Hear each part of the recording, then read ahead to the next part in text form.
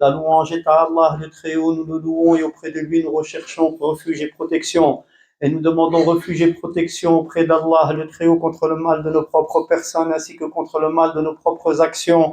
Celui qu'Allah a guidé, il n'y aura personne pour l'égarer, et celui qui l'a égaré, il n'y aura personne pour le guider. J'atteste qu'il n'y a pas de divinité digne d'être adorée en toute exclusivité et vérité, à l'exception d'Allah, le Très-Haut. Et j'atteste que Mohammed est son serviteur et messager, sallallahu alayhi wa sallam. Ô vous qui croyez, craignez Allah de sa vraie crainte et ne mourrez qu'en pleine soumission.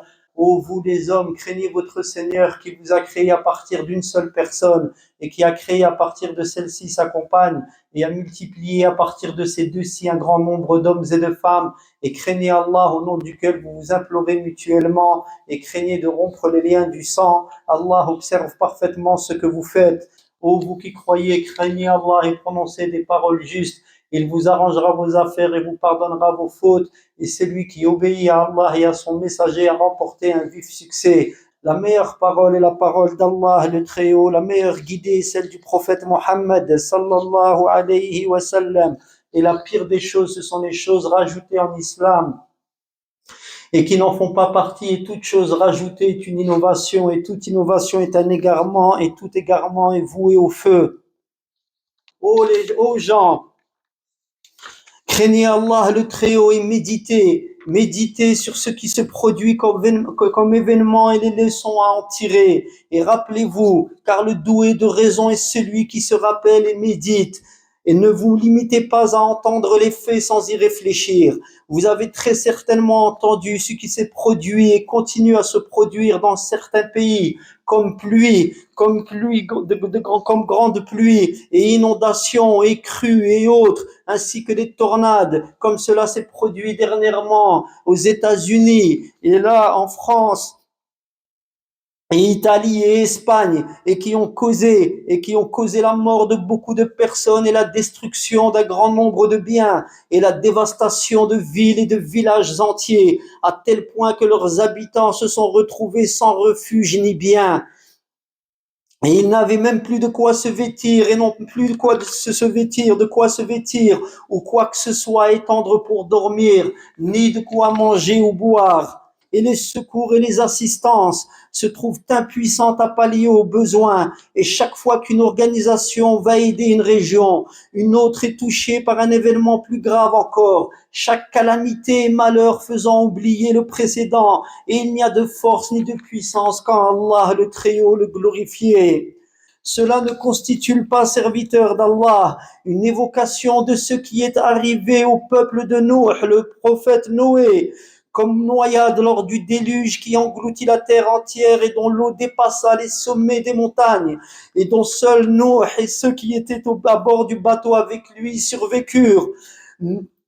Cela ne constitue-t-il pas un rappel de ce qu'a subi Ad, à qui Allah a envoyé le vent dévastateur, ne laissant rien sur son passage, sans le réduire en poussière? Serviteur d'Allah, doit bien entendu être, ces événements doivent être pour nous un sujet de méditation et de leçon dans ce qui s'est passé dans les temps passés, dans les temps qui nous ont précédés et les peuples qui nous ont précédés, qui ont désobéi à Allah le Très-Haut et qu'Allah Azza wa Jal a puni en envoyant ce genre de châtiment entre guillemets naturel qui, par le biais de catastrophes naturelles et qui engloutissent ceux qui désobéissent à Allah, mais seuls les gens doués de raison se souviennent. Serviteurs d'Allah, ces événements ne rappellent-ils pas également ne constitue-t-il pas un rappel de ce qu'a subi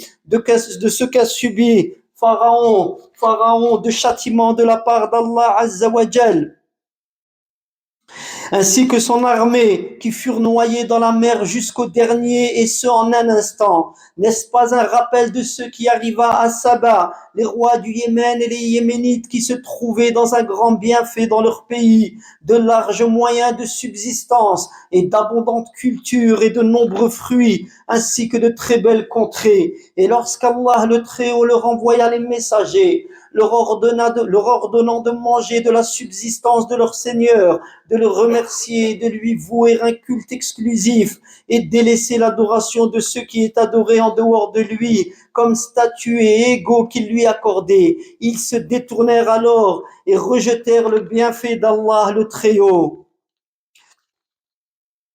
Allah, qu'il leur avait accordé tant de bienfaits et qu'ils avaient rejeté. Allah donc leur envoya alors le torrent fougueux, c'est-à-dire le barrage qui céda et s'effondra. L'eau inonda alors leur pays et arracha leurs récoltes et déracina leurs arbres et engloutit leurs maisons et rasa leurs forteresses et détruit leurs biens et ce qu'ils avaient acquis et amassé. Ils furent donc avilis après avoir connu la puissance et furent affaiblis après avoir été forts et se dispersèrent après avoir été réunis et ils subirent la peur après la sécurité. Allah le Très-Haut dit dans leur récit, il y a assurément pour la tribu de Saba un signe dans leurs habitats, deux jardins, l'un à droite, l'autre à gauche.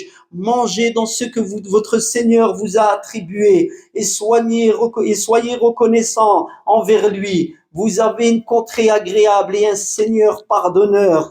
Mais ils se détournèrent. Nous déchaînâmes alors Seil al-Arim, c'est-à-dire le barrage qui céda, et leur changeâmes leurs deux jardins en deux jardins aux fruits amers, des tamaris et quelques jujubiers. Ainsi les rétribuâmes nous pour leur mécréance. Saurions-nous sanctionner un autre que le mécréant? L'imam Ibn Kathir dit au sujet de ce passage du Coran, il dit donc, ce qui s'est produit ici comme changement de jardin, après les fruits mûrs et les belles vues de blonds ombrages et les cours d'eau, ont donc été transformés en arbustes d'arak, de tamaris et de jujubiers aux nombreuses épines, aux fruits peu nombreux, cela de par leur mécréance et leur association à Allah et leur désaveu de la vérité et de leur déviation de celle-ci vers le faux. Et c'est pour cela qu'Allah le Très-Haut dit, ainsi les rétribuâmes-nous pour leur mécréance. Saurions-nous sanctionner un autre que le mécréant? Serviteur d'Allah, au sujet de ce qui a été évoqué, un pieux prédécesseur a dit, la désobéissance entraîne la faiblesse dans l'adoration et la gêne dans l'existence, ainsi que la difficulté dans les délices. On demanda, qu'est-ce que la difficulté dans les délices? Il dit, on ne trouve pas un délice licite sans que ne vienne le troubler quelqu'un ou quelque chose.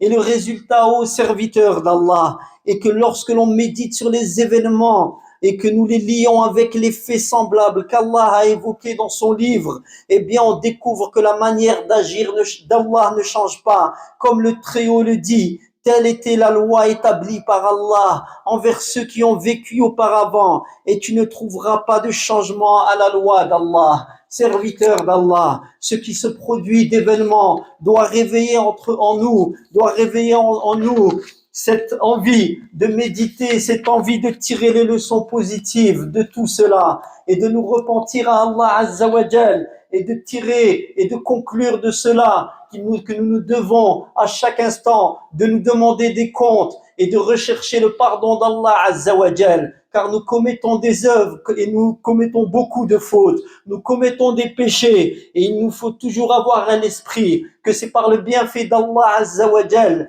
que nous pouvons revenir vers lui, car Allah qui nous a donné, qui nous a fait exister, eh bien Allah Azza wa Jal nous permet d'œuvrer, et c'est lui qui nous permet d'œuvrer dans le bien, et c'est donc à lui qu'il faut demander cela. Et lorsque nous œuvrons le bien, c'est Allah que nous devons remercier de nous avoir permis d'agir en bien, et lorsque nous œuvrons le mal, qu'Allah nous pardonne, alors nous devons nous repentir immédiatement à Allah Azza wa Jal, et lui demander qu'il nous fasse aimer le bien et le pratiquer et qu'il nous fasse détester le mal et nous en éloigner. فاللهم إنا نسألك حب الخير ونعوذ بك من الشر كله. اللهم إنا نسألك حبك وحب من يحبك وحب عمل يقربنا إلى حبك. اللهم إنا نسألك أن تجعلنا من المتقين العاملين الذين يخافونك يا رب العالمين ويرجون لقاءك لقاءك ويخافون من عذابك. اللهم قنا عذابك يوم تبعث عبادك. اللهم اجمع قلوبنا على كتابك وسنة نبيك صلى الله عليه وآله وسلم. اللهم انصر إخواننا المظلومين في كل مكان، اللهم انصرهم، اللهم كن لهم ولا تكن عليهم، اللهم كن لنا ولا تكن علينا يا أرحم الراحمين يا رب العالمين. نعوذ بك اللهم أن نيأس من روحك ومن رحمتك يا أرحم الراحمين يا رب العالمين. اللهم اغفر لنا ولآبائنا وأمهاتنا ومشايخنا ولسائر المسلمين والمسلمات، وصلى اللهم على نبينا محمد وعلى آله وصحبه أجمعين.